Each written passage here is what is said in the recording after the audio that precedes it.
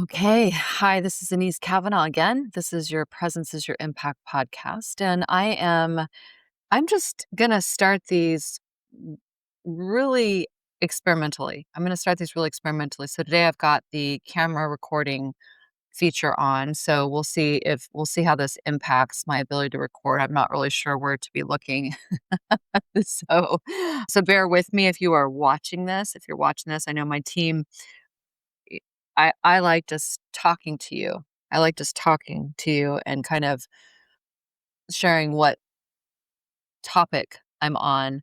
I also know that some people really like to have the visuals. So we're going to experiment with these. Again, if you're brand new here, thank you so much for being here. If you've been following me for a while and you've asked for this, I really hope that this podcast does what it's intended to do, which is basically to give you a place to have short messages and food for thought and sharings around how your presence is your impact and how you're showing up at all times is impacting not only your well-being and your experience but also your leadership and the way that people are receiving you. So today I want to talk about, I actually have a list. I started to make this list after I did the first recording the other night, which was really pleasurable to do, actually, by the way. And for those of you that have already watched this, thank you. Please, if you're liking it, make sure that you're, liking, sharing, doing all that stuff because it really does make a difference. Apparently, if the support, it'll get more exposure. So please do support me that way if you want to do that. And if you want to keep this thing going in a really beautiful way. Today, I want to talk about what an opportunity is to lead. I want to talk about what an absolute opportunity it is to lead, what a blessing it is to lead, not only for the impact that we get to have on the people around us, but also for the impact we get to have on ourselves, for what that work does out in the world, what it does in our companies. So many times when people come to this work, they're feeling really, really stressed out and daunted by the responsibility of leadership. Really, really daunted by the responsibility of leadership. So I'm going to give you a new way to think about responsibility today. I also want to have a little bit of a heart to heart around the original intention of leadership. So often leadership gets, leadership gets, I think we forget. I think we forget the original intention of leadership. And I just invite you right now, think about this. What is your intention for leading? If you're in a leadership position, what's your intention? It might have gotten lost in all the noise to be, about your role in the company, about your salary, about your position and posturing. It could get tossed into that. That's very, very common.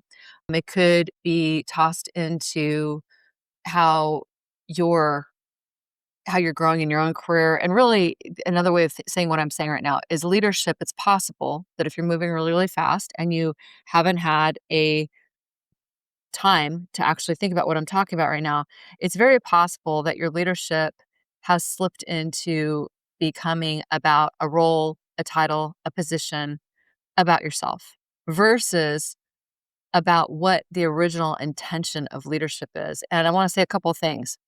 One, leadership is hard. I get this all the time when people come to me to do this work and they've got to make hard decisions and they've got to put other people and the company and what they're, what needs to happen to the company, when they have to put that ahead of themselves. It's hard. Leadership can be very lonely and contagious. Culture and contagious you, I write about leadership depression, which is something that I've seen over many, many years of doing this work. You're leading and you're in the middle you're kind of in the middle. You've got the stakeholders, the board, the customers, the financial pressures of the company. You've got that you're kind of, for lack of a better word, reporting to. And then you have people reporting to you and you're in the middle. So you've got different kinds of responsibilities going in either way. And in that little middle sandwich place, that can be very lonely because you also have to hold a level of responsibility and care and presence to support and lead your people. But then you're also getting hit from the other side with all the pressures that are being put on you from quote unquote above. So, and this is whether, by the way, I'm speaking to anybody. I'm speaking, if you're an entrepreneur, you're responsible for the financial results of your company. You're also responsible for your customers and you're responsible for the team that you're leading, no matter how big your team is. If you're working in a huge organization, same idea. It's even more, my experience with this work is that in large organizations, my camera just froze. I want to make sure this is working. It does. Okay. In large organizations, there's even more of that bureaucracy and that pressure because you've got layers upon layers upon layers, and it's often hard. It's slow to get things done. This is something I will just say this 75% of leaders that come to me for private work, and we're talking about not the kind where the company hires me and says, "Can you please work with this person?" Like, I actually don't do that as much anymore. We'll just put them into our programs at this point. But I will have executives come to me who want support. And when we really get into the nitty-gritty of it, they're actually looking to leave. And a while ago, I started to notice that about 75% of people that come to me from very, very large organizations that have a lot of bureaucracy, that have lost connection with why leadership is important, the original intention of leadership. 75% of them are looking to leave, and they're looking to leave because they're exhausted. They don't feel like they can actually get anything done. They don't feel like they can make a change in the culture. And the levels of bureaucracy are really, really hard to navigate. And for a lot of people, especially now, I'm noticing in 2026, people aren't really willing to tolerate that as much anymore. So I just want to put that little number out there. One of the things I've noticed is this 75%, it's been pretty consistent for a long time. And and again, I just want to underline this is when executives are coming to me and they're actually paying privately out of their own pocket because they don't want the they want to do it clean. They want to do it no energy of the company in the work or in the payment process. They want to do the work for themselves. And so they hire me privately to do this, and 75% are looking to leave. So that's really interesting. What often happens is about 50% of that 75% will figure out that there's more they could do to actually show up better, hold boundaries better, communicate better, reinvigorate leadership, get reconnected to their intentions. Like, this is a huge thing, you guys. When you get reconnected to your intentions of what leadership's about, when you get reconnected to why you're in the role you're in and the absolute blessings and opportunities of that, when you really connect with your intention there, that is powerful. And what will often happen is when people do this work and they start to get quiet and they get still, and they start to look at their intentions, their energy, their presence, they end up staying in the company because they go, okay, great. There's more to do here. Actually, I might be a little bit of part of the problem of why I'm not having the results I want. And when that happens, I'm so excited for people because if you are not getting the results you want and you start to realize, and if you're not getting the results you want, and you're in a position of frustration and you slow down enough to act and tell yourself the truth enough to actually go, oh, hmm, I might be contributing to this problem. I actually might be a big part of the problem here. When people do that, I get thrilled because what that means is you have all the control in the world to change the way that you're showing up, your behaviors, et cetera, et cetera, et cetera. One of the main things you're going to want to do is going to be reconnecting to why you're leading in the first place. So 50% of people will go back to the company. They will stay. They will work to have a different kind of impact. Of those people, checking in with them a couple years later, sometimes they'll still leave because they'll realize it still was enough. The environment wasn't right. They still couldn't get through. There was still too much bureaucracy, whatever the case might be. Anyway, all to say that's a whole nother conversation. But what I want to talk about today is I want to help you reset your intentions for why you're leading. And I want to invite you to like just pause for a moment, take a deep breath, take a deep breath. And I know you have a lot going on. I know there's a lot happening. You got stuff coming at you from all over. You've got your business, you have health, you have finances, you have kids potentially, you have a partner potentially, you have relationships, You have direct reports, you have people you're reporting to. Like, there's a lot. And just pause for a moment. And whether you're leading one person or you're leading an entire humongous organization or you're just leading yourself right now, I want you to take a breath and just connect with why. Why are you leading? Why? What got you into leadership in the first place? What was your original intention? Did you even think about the original intention? As mentioned at the beginning, the original intention might have been, oh, well, this is good for my career. It's going to look good on my resume. It's good for my ego. None of that's wrong, by the way. I'm not making that wrong at all. Those are very, very real reasons for people get into leadership. But in my experience, when those are the reasons that people get into leadership, they will often run out of energy to do it from that place. So you have to go deeper. So the invitation is to look at, okay, why did you get into leadership? And it's funny because I'm actually not a huge fan of why questions because I think that why really narrows down the field. It's like you ask somebody why they're doing something. It's a kind of a often it will put people on the defense. Their scope of their thinking will go narrow trying to find that one answer. So you can use your why if that is what resonates for you. Or here's another way you can start looking at this. What is important to you about leadership?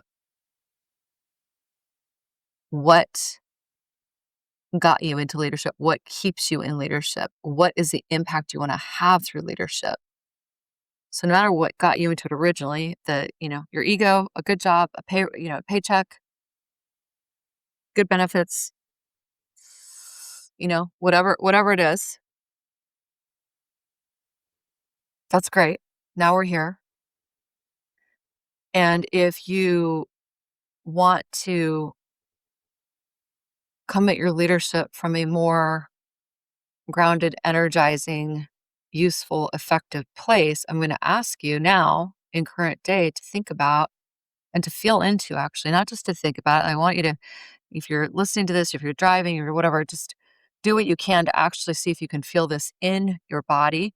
If you're sitting still listening to this or you're watching this, just do it with me. Just nice deep breath. Drop into your body. And what's important to you about leadership now?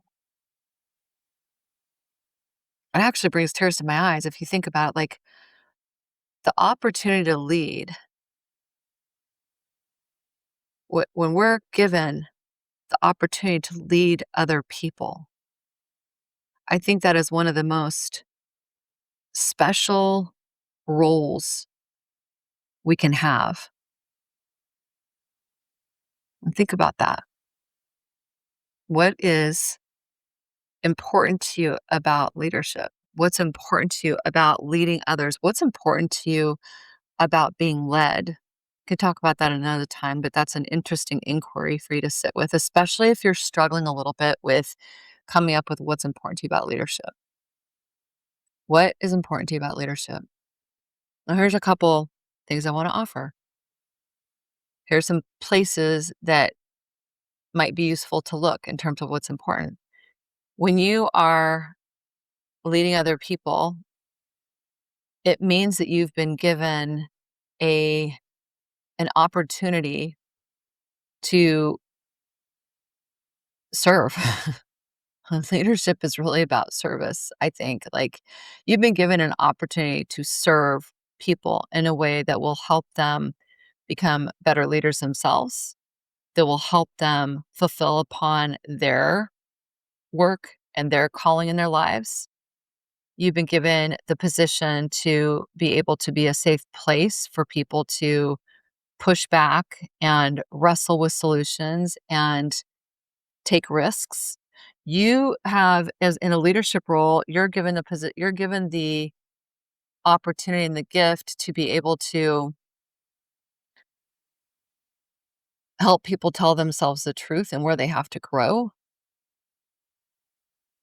to be inspired, to be excited about what your company is up to or what you're up to as you're building things.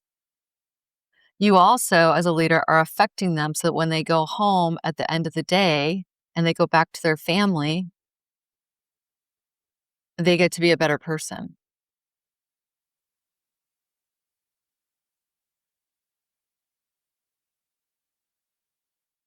You're from a place of leadership. So to me, the original intention of leadership is to be of service to the people that I am responsible, and I'll talk about that in a minute, for leading so that I provide a safe space for them to do their best work, to have guidance, to have my wisdom, to be learning with me because I don't know everything.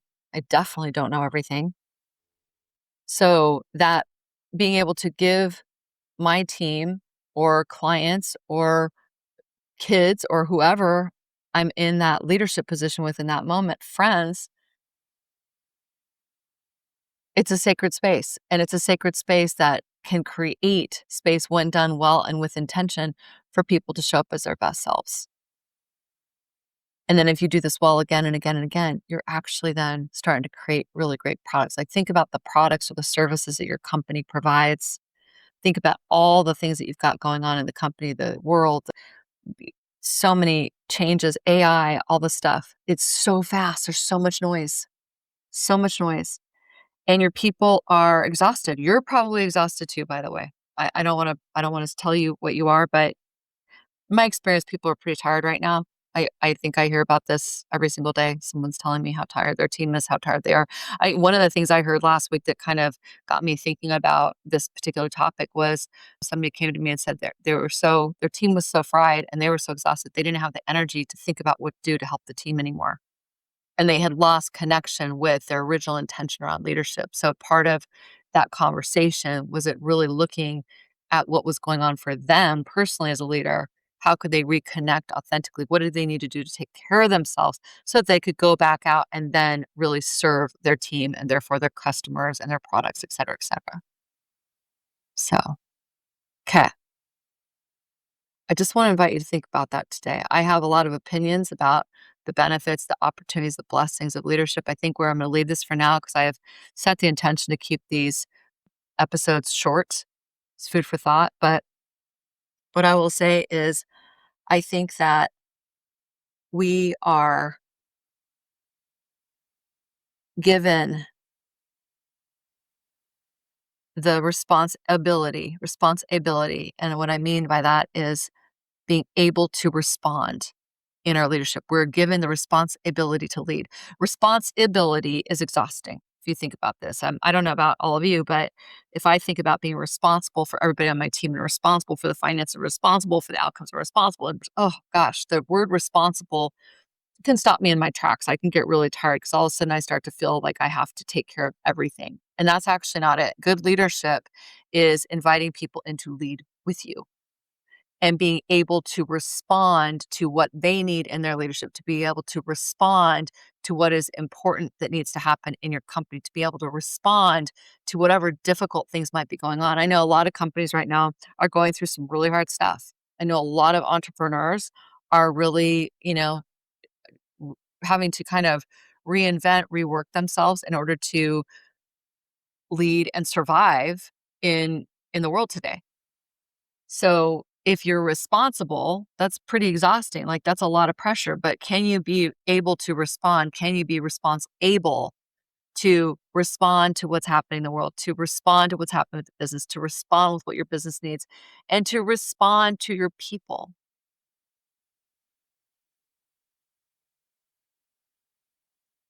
I just really want to invite you to take the time today to think about what you want your leadership to be about. What was the original intention?